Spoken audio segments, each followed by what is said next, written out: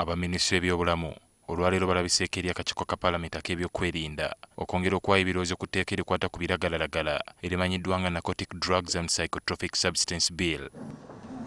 Bano baadde bawerekeddwako n'ab'ekitongole ekirondoola eby'eddagala mu ggwanga ki National Drug Authority. Akakiiko okusinga katunuulidde enkozesa y'amayirungi era ababaka babuuzizza ani avunaanyizibwa ku kulondoola enkozesa yaago.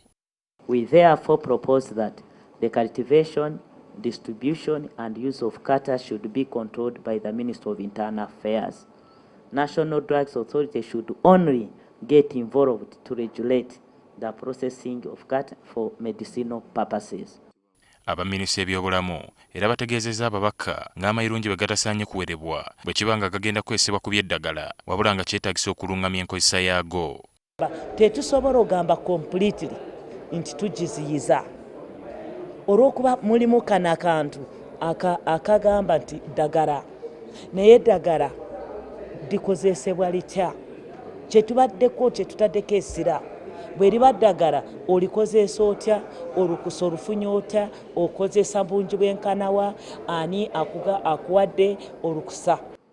Given the potential which is on for cat, it should be controlled, but you don't have to completely prohibit it because there are other mind-altering drugs which get used in controlled amounts. It is not a narcotic, it's like a psychotropic substance, it is like a stimulant, and really even the international convention does not classify it the same way. Wabula ab'ekitongole ky'eby'eddagala ki National Drug Authority balaze okubuusabuusa ku ky'amayirungi okuvumula endwadde ezimu okuggyako okuweweezaako obuweweeza era nti galina n'obulabe obw'amaanyi eri omubiri gw'omuntu.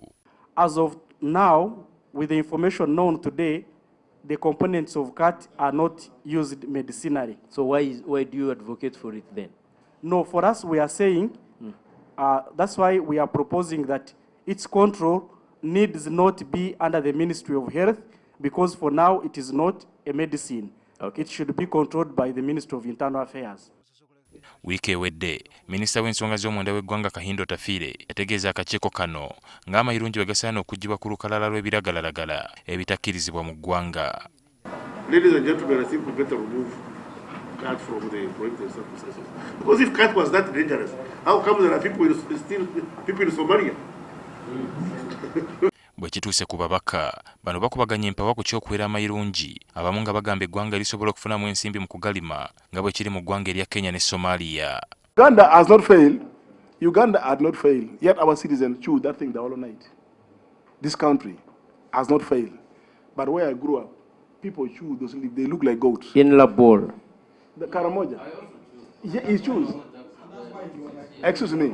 Procedure. My procedure, boss, Mr. Chairman. My boss has chewed it for 6 years and successfully driven taxi and Honorable, carried. yeah. And that's why Somalia is a failed state, because of consumption of that. That's why we are there 16 years and we cannot come out of it. You have people who are there. I would rather these people are regulated to take these natural herbs which grow from our land than these manufactured drugs. These people chewing mira, somebody sits the entire day through the night up to the morning. If there is anything that is addictive, cat is addictive. Representing UPDF. Mu kiseera kino amawanga mangi tegalina mayirungi ku lukalala lw'ebiragalalagala ebitakkirizibwa okuggyako eggwanga erya Saudi Arabia, Malaysia ne Amerika. Ali Mivule, NTV, Akawungeezi.